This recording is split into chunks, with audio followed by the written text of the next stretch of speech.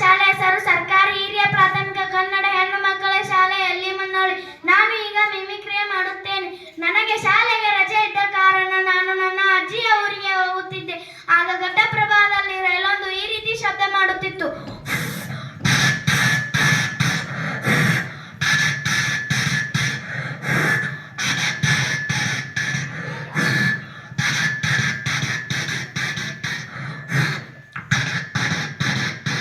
ಆ ಶಬ್ದ ಕೇಳಿ ಅಮ್ಮನ ಮಡಿಲಿನಲ್ಲಿರುವ ಪುಟ್ಟ ಕಂದಮ್ಮ ಈ ರೀತಿ ಅಳುತ್ತಿತ್ತು.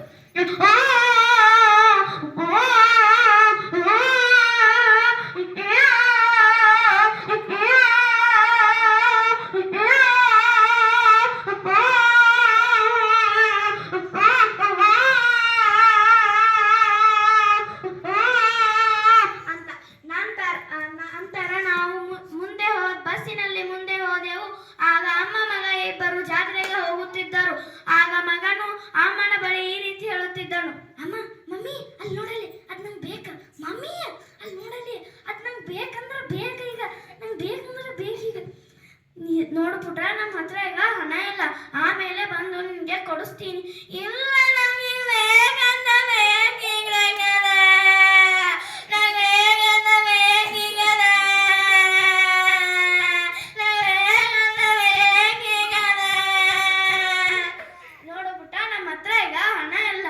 ಆಮೇಲೆ ಬಂದು ಕೊಡಿಸ್ತೀನಿ ಅಂತ ಹೇಳ್ತಿದ್ದೀನಿಲ್ಲ.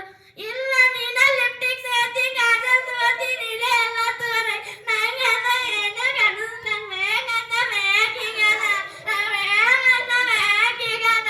ನೋಡು ಪುಟ್ಟ, ನಮ್ಗೆ ಈಗ ಬಸ್ಸಿಗೆ ಲೇಟ್ ಆಗುತ್ತೆ. ನಂತರ ಯಾವಾಗಾದ್ರೂ ಬರ್ತೀನಲ್ಲ, ಹಾಗೆ ಕೊಡಿಸ್ತಿದ್ದೀನಿ. ಇಲ್ಲ, ನಂಗೆ ಹೇಗಂತ ಬೇಕೀಗ, ನನಗೆ ಅಂದಿಲ್ಲ. ನೀವು ಬರ್ದು ನಂಗೆ ಬರೋದಿಲ್ಲ. ನಿಮಗೆ ನಂಗೆ ಅಂದಿಲ್ಲ, ನಂಗೆ ಹೇಗಂತ ಬೇಕೀಗ. ನೋಡು, ನೀನು ನನ್ನ ಚಾನ್ ಮೇಲೆ ಇಲ್ಲ, ನಾವು ಮುಂದೆ ಹೋಗೋಣ. ನಂತರ ಕೊಡಿಸ್ತಾನೆ. ಮುರಾಗಿ ಚಲೋ ಇರೋದಿಲ್ಲ, ಊರಾಗ ನಂತರ ಮುರಾ ಭಾಳ ಚಲೋ ಇರ್ತಾವ. ಬಾ ಮುಂದೆ ಹೋಗೋಣ. ಕರ್ಕೊಂಡು ಹೋಗ್ತಾಳ. ನಂತರ ಅಲ್ಲಿ ನಾನು ಗೋಕಾಕನ್ನು ತಲುಪ್ತೇನೆ. ಆಗ ಮೆಡಿಕಲ್ ಹಾಸ್ಪಿಟಲ್ ಸೈರನ್ ಈ ರೀತಿ ಶಬ್ದ ಮಾಡ್ತೀನಿ.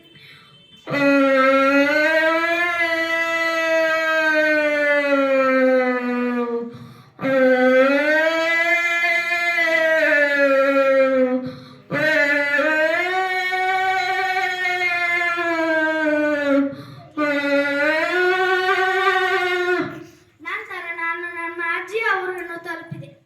ಆಗ ನಮ್ಮ ಪುಟ್ಟ ರೋಬೋ ನಾಯಿ ಮರಿಯು ನನ್ನನ್ನು ಕಂಡು ಈ ರೀತಿ ಸಂತೋಷದಿಂದ ಕೂಗುತ್ತಿತ್ತು.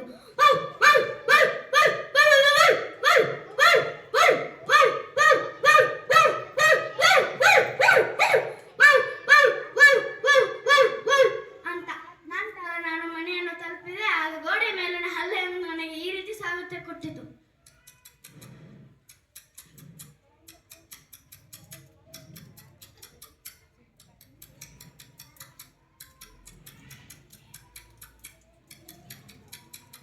ಅಂತ. ನನ್ನ ಪ್ರೀತಿಯ ತಂಗಿಯನ್ನು ಅಣ್ಣ ಹೊಡೆಯುತ್ತಿದ್ದನು. ಆಗ ಅವಳ ಅಮ್ಮನ ಬಳಿ ಈ ರೀತಿ ದೂರುತ್ತಿದ್ದು. ಅಮ್ಮ, ನೋಡಮ್ಮ, ಅಣ್ಣ ಹೊಡಿತಾ ಇದ್ದಾನೆ. ಅಮ್ಮ, ಬಾಯಲ್ಲಿ ನನ್ನ ಅಣ್ಣ ಹೊಡಿತಾ ಇದ್ದಾನೆ. ಅಮ್ಮ, ನೋಡಿಲ್ಲಿ, ಅಣ್ಣ ಹೊಡಿತಾ ಇದ್ದಾನೆ. ಅಮ್ಮ, ನೋಡಿಲ್ಲಿ, ಅಣ್ಣ ಹೊಡಿತಾ ಇದ್ದಾನೆ ಅಂತ.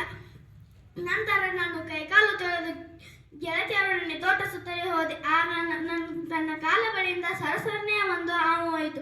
ಆಗ ನನ್ನ ಹೃದಯದ ಬಡಿತ ಈ ರೀತಿ ಇತ್ತು.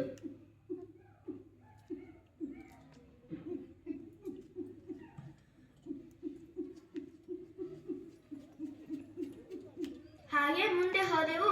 ಆಗ ತೋಟದಲ್ಲಿರುವ ಮೇಕೆಗಳು ನನ್ನನ್ನು ಕಂಡು ಈ ರೀತಿ ಸಂತೋಷದಿಂದ ಕೂಗುತ್ತಿದ್ದವು. ಮೇ ಮೇ ಮೇ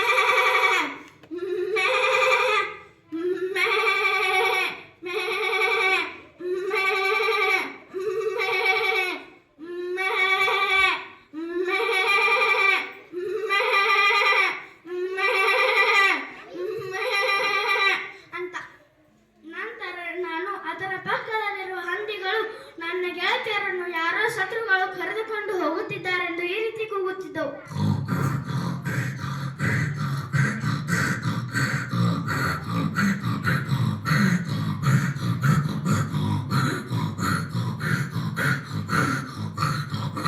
ಅಂತ.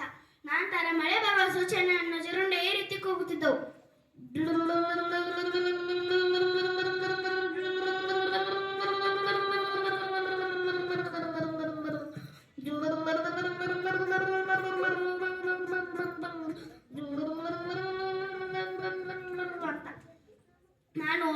ಮನೆಗೆ ಬಂದೆ, ನಂತರ ಮಲಗಿದೆ. ಆಗ ಮಧ್ಯರಾತ್ರಿ ಆಗಬೇಕಾದರೆ ನನ್ನ ಅಜ್ಜನು ಈ ರೀತಿ ಗೊರಕೆ ಹೊಡೆಯುತ್ತಿದ್ದನು.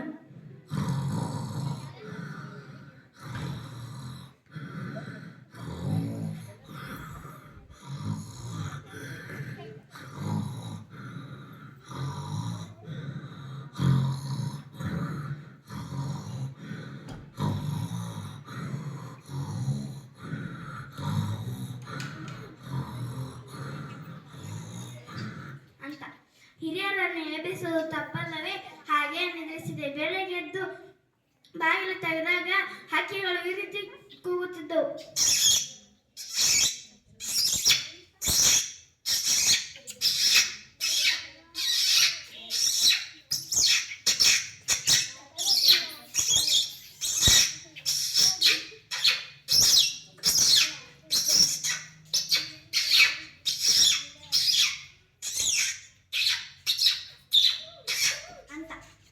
ನಂತರ ಪಕ್ಕದ ಮನೆಯ ಟೈಗರ್ ನಾಯಿ ಮರಿಯು ನಮ್ಮ ನಾಯಿ ಮರಿಯನ್ನು ಕಡಿದಿತ್ತು. ಆಗ ಅದು ನೋವಿನಿಂದ ಈ ರೀತಿ ಹೇಳುತ್ತಿತ್ತು,